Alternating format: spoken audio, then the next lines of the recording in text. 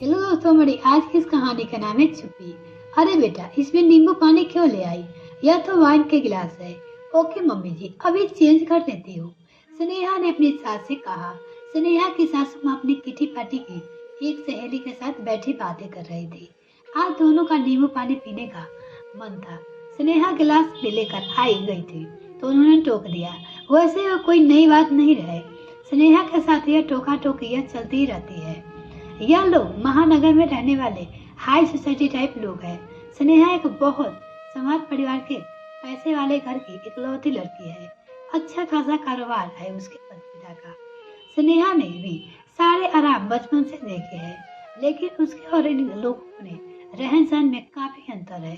कई बार उसके साथ यहाँ ऐसा व्यवहार होता कि जैसे वही कोई अनपढ़ गवार है, लेकिन वह शालीनता के साथ चुपचाप सह लेती है। वह मन में यह सोचती है कि उनका रहन सहन अलग है। बोल दिया तो बोल दिया, चलो कोई बात नहीं। वह उनके जैसे तौर तरीके सीखने को भी कोशिश कर रही है। उसके मन में कई बार यह सवाल तो आता है कि इन लोगों ने अपनी जैसी रहन सहन वाली लड़की से अपनी बेटी की शादी क्यों नहीं की। वो सोच रही थी। शायद वह यही न समझ पा रही थी कि स्नेहा की खूबसूरती और उसके पिता का अच्छा खासा कारोबार भी जिससे उन लोगों को मजबूर कर दिया इस शादी के लिए। जबकि स्नेहा के पिता ने कहा था कि हम छोटे शहर के लोग हैं, रहन सहन में बहुत अंतर है। तब सासू माँ ने कहा था कि कोई बात नहीं, हम सब सिखा लेंगे। आपकी बेटी बहुत पढ़ी लिखी है और होशियार है, इसके अंदर कोई कमी नहीं है।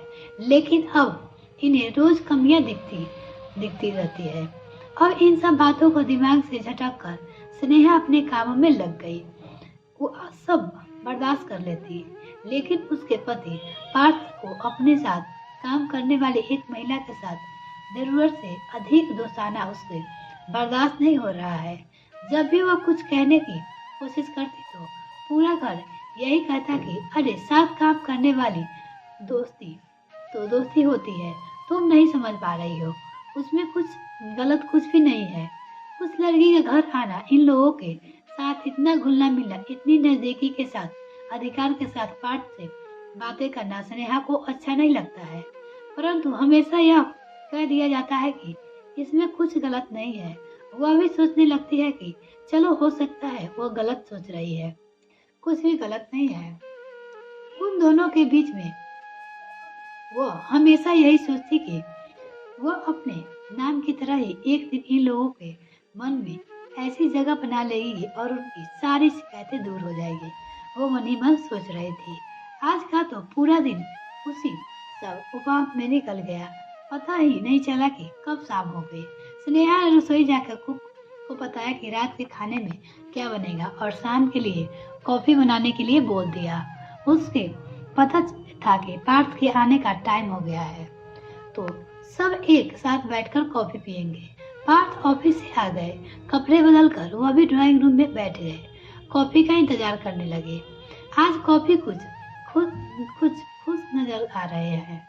ना पापा, मेरी कंपनी दूसरी कंपनी को टेक ओवर करने वाली है और उसके लिए मुझे दूसरे शहर जाना है।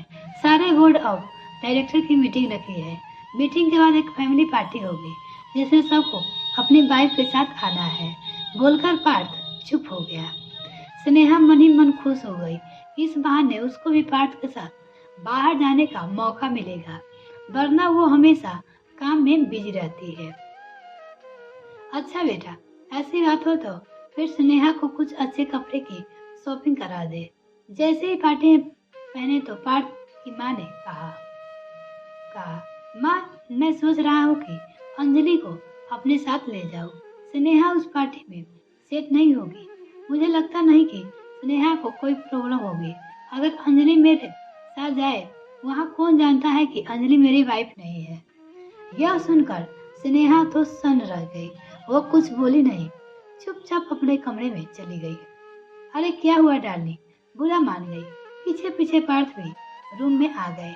मेरी जगह किसी और को ले जाने की बात कर रहे हैं तो मुझे कुछ दुख तो होगा नहीं। यह कौन सी बात हुई? अरे समझा करो, तुम्हारी जगह कौन ले सकता है, बस कंपनी का मामला है। जरा पार्टी में ले जाने की तो बात है और तुम कोई बात नहीं है, प्लीज तुम समझा करो ना। तभी पार्थ का कोई फोन आया। वह फोन सुनने पर रूम से बाहर चला गया। इसी दुखी उदासी के माहौल में जबकि स्नेहा के मन में अंदर से बहुत गुस्सा भी है। इस बात को लेकर उसे कई साल पहले पढ़ी हुई उषा प्रियवंदा की उपन्यास याद आ गई। शीर्ष यादरान नायिका के साथ लगभग ऐसा ही व्यवहार होता था और उस नायिका ने अपना पूरा कार्यकलाप करके उन लोगों के जैसे बन गई थी, लेकिन अपने संस्कार नहीं छोड़े थे और उसके दिखा दिया था कि वो कुछ भी कर सकती है। आज स्नेहा भी मन ने सोच लिया है कि वह भी इन लोगों को दिखा देगी कि स्नेहा भी कुछ भी कर सकती है, लेकिन अब इन लोगों के साथ नहीं रहेगी। उसने अपना आत्मसम्मान के साथ समझौता अब बिल्कुल नहीं बर्दाश्त नहीं करेगी, वो सोच लिया था। मिलते हैं फिर नेक्स्ट वीडियो। तब तक के लिए bye. Thanks for watching this video. तो अगर मेरे चैनल को अभी तक सब्सक्राइब नहीं किया तो प्लीज मेरे चैनल को जल्दी से सब्सक्राइब कीजिए।